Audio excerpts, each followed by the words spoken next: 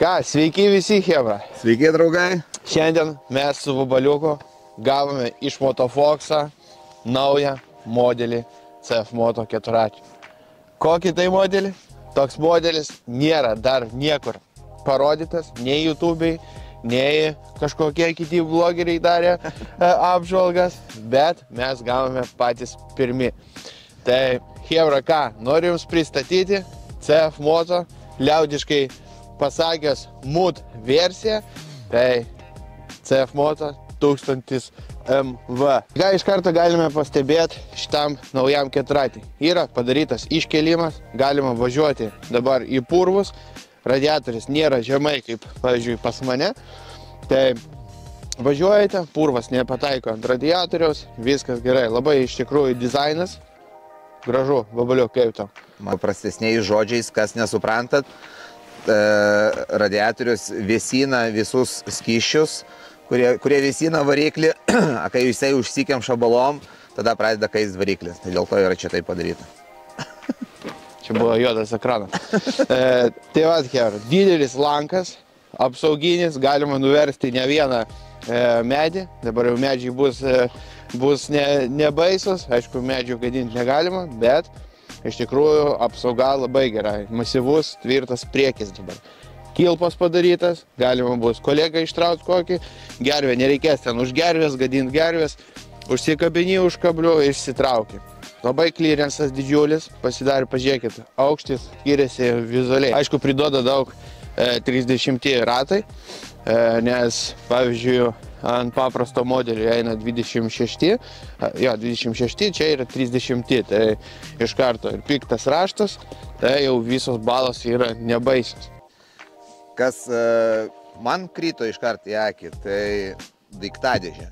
Jisai yra šiaip dvivietis, bet jeigu mėgstat pakeliauti vienas, be savo antros pusės, galima įsigyti tokią daiktadėžę. Jis eina su tokia daiktadėžė, bet bus galimybė ir pasistatyti čionais sėdynę. Ir bus dvivietis. Bus dvivietis iš karto.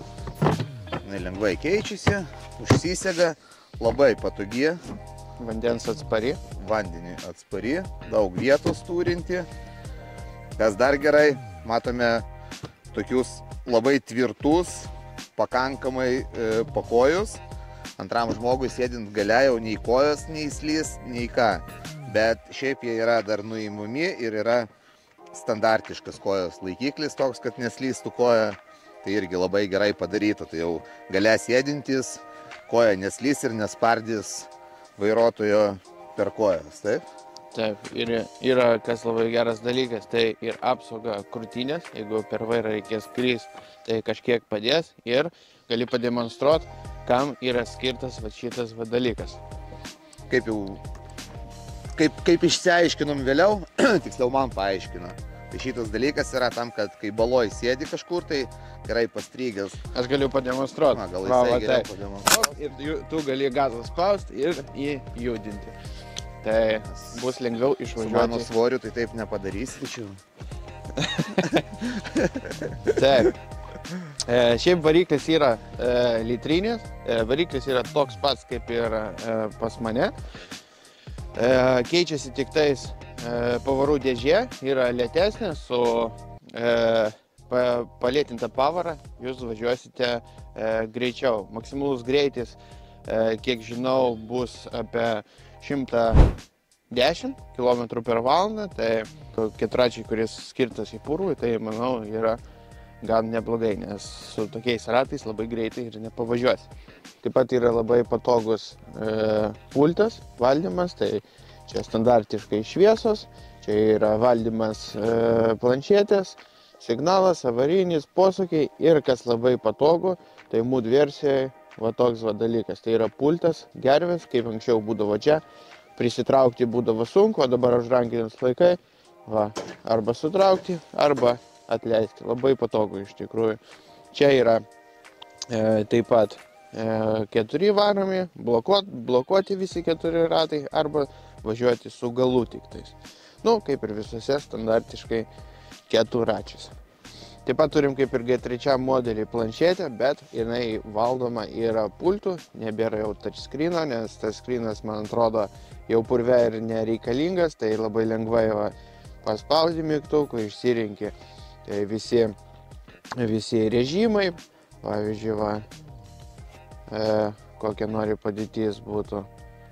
Tai normal, work, sport, jūsų važiavimo stilius, tada kaip ir visat yra galima išsirinkti vairo stiprintuvą, ar minimaliai dirbtų, maksimaliai ir taip toliau. Galėtume pasakyti apie galinę keturračio dalį, tai turim papildomą lanką, kurio dėka galbūt kažkur judant atbulinę eigą nesudaužysit savo žibintų. Turim, kaip ir senoji G3 versijoje, papildomą juostelę, bet čia yra papildoma opcija, taigi jinai irgi nedega, reikėtų užsisakyti. Turim tą patį farkopą, turim standartinį duslintuvą, bet yra jisai šiek tiek patobulintas ir burzgia agresyviau, taigi nereikėtų ten jau keistis į kažkokius popcornus, kad jūs kaimynai už kilometro girdėtų. Pakankamai gerai jisai burzgia. Turim sustiprintą reduktorių. Turim vizualiai, matom, kad pusašiai yra šiek tiek storesni, bet reikėtų jos galbūt pamatuoti. Standartiniai amortizatoriai stovi, kurios galima atsireguliuoti pagal savo važiavimo stilių, pagal savo svorį, priklausomai nuo kaip jums patinka, ar minkščiau važiuoti, ar kiečiau šiek tiek. Taigi, čia viskas yra aukščiau, turim išnešimus čia platesnius visur, kad taip balom nesitaškytų. Yra agresyvus, didelis keturratis. Variklis, kaip ir minėjau, yra litrinis, toks pats kaip ir pas mane, bet yra įdėta sustiprinta pavarų dėžė, kad sukti didelius ratus. Dugno apsauga irgi nepaminėjau, yra jau gamykliškai pastatyta ir gan tvirta ir stora. Variklis litrinis, 63 kW, gan daug ant tokio keturračio. Tai manau, daugiau čia nėra ką pasakoti apie jį, reikia važiuoti testuoti, pasižiūrėti. Dabar esame Latvijoje, tai prasivažiuosim, yra tokia mums žinoma trasa ir per ją pravažiuosime ir parodysime, kaip jisai elgsis purve. Tai ką, žiūrim, ką turim.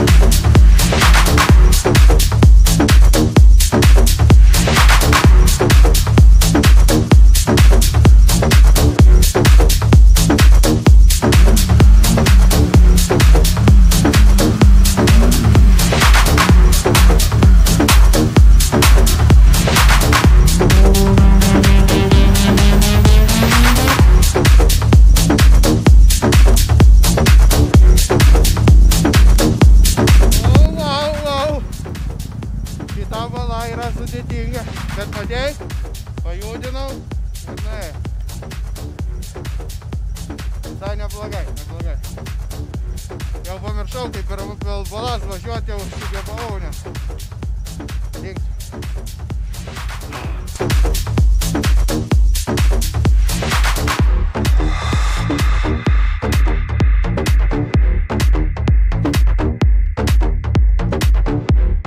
Neblogai, buvo tokių balyčių.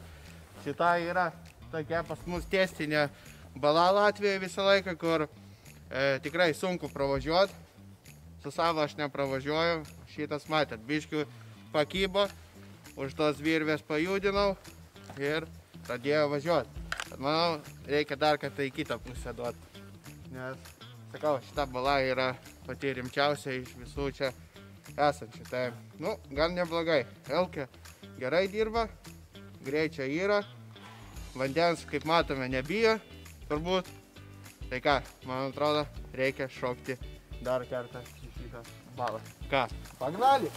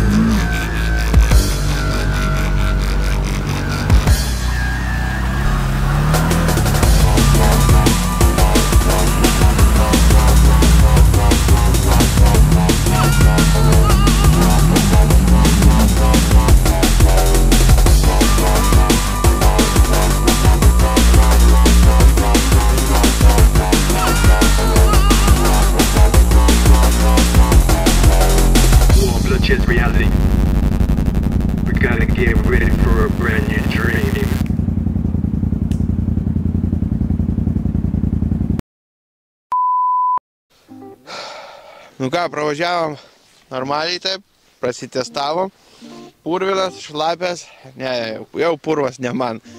Bet šiaip, kiek važinėjai su visokiais keturačiais ir mano kanamas irgi buvo purvai paruoštas, tai visai neblogai. Kas patiko, kad yra labai minkštas iš tikrųjų, nes važinėjęs ir su kanamu XMR ir su Odisu mūdu.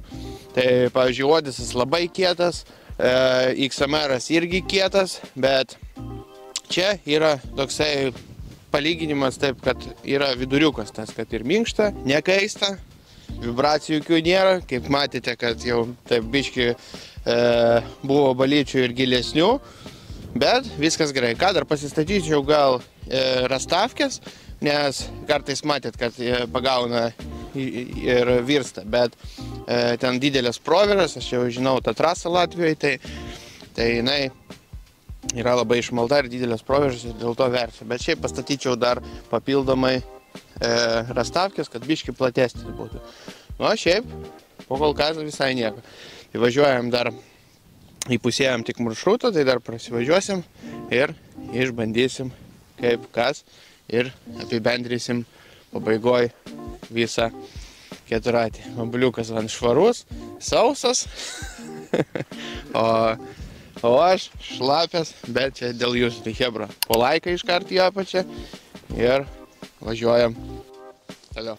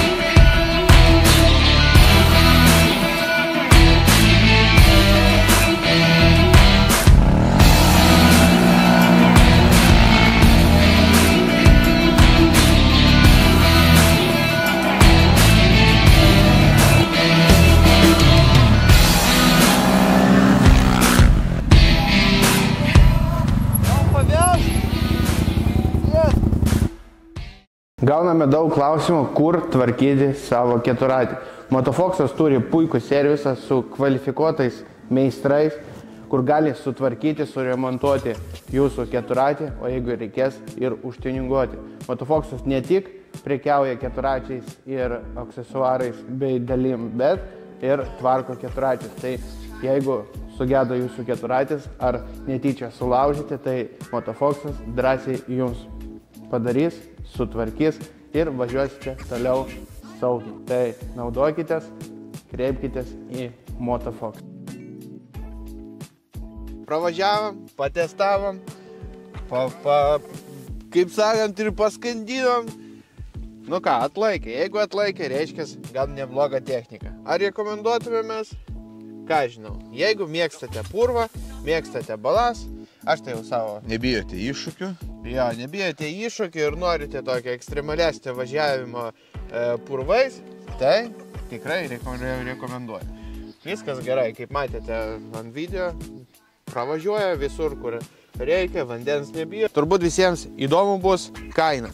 Kaina yra 14,5 tūkstančių. Šiam momentu jo, bet nežinau, gali keistis. Bet šiaip jau Motofoks'e galima užsisakyti šitos keturačius ir jau sausio mėnesį, kiek girdėjau, turi jau atvažiuoti pirmą partiją. Tai jeigu domina, tai skambinkit, rašykit, prašykit Motofoks'ą ir parūpins jums šitą keturatį, kaip parūpino mums. Ir jeigu pasakysite, kad nuo mūsų, gal dar kažkokią gausite. Tai kokią maikutę dovanų gausite iš tikro. Maikutę, o maikutę galim pralošti. Tai parašykit komentarę, ką reikia parašyti. Kad aš užsakinėsiu.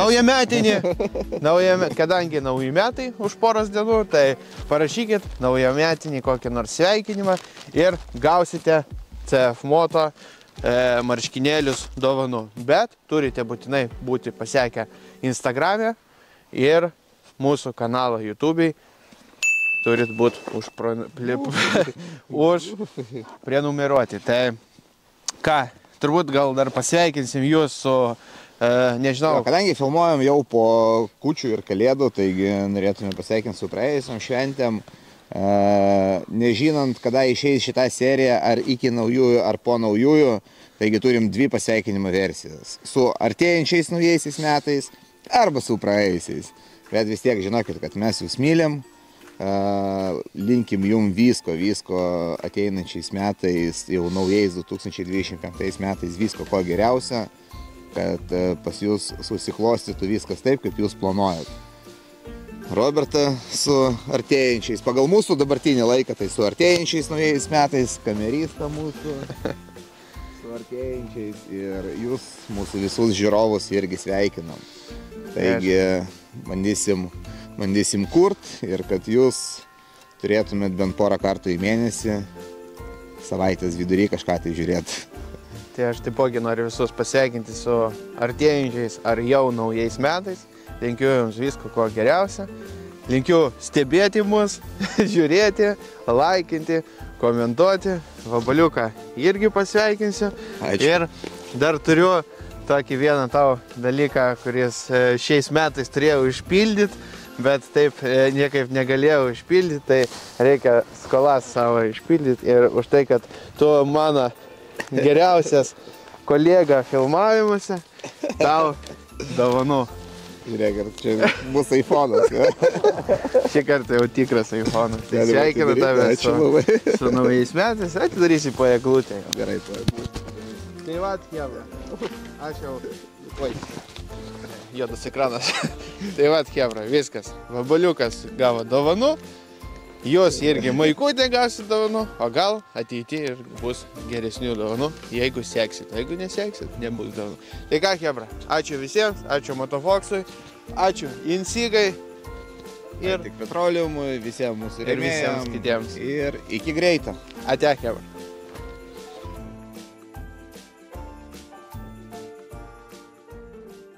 Tesnius visur, kad taip balom nesitaškytų. Ir... Op, labai lengvai, čiuk, ir pasikeičia radiatoriaus kampas. Užfiksuojat ir pas jūs jau yra vėjo pasipriešinimas didesnis, ko pasiekoje yra geriau aušinamas variklis. Modeliai, bet bus keičiama, yra pakeista blėt. Vis dėlto ne pabaiga serijos, dar nusprendėm pavalgyti, na jau buvau pasiruošęs. Nedidelių steikiukų. Tai yra Kolgurskis plauna technika. Mes pasikepsim ir pakankamai skaniai pavalgysim. Nepavydėkit. Visiems skanaus.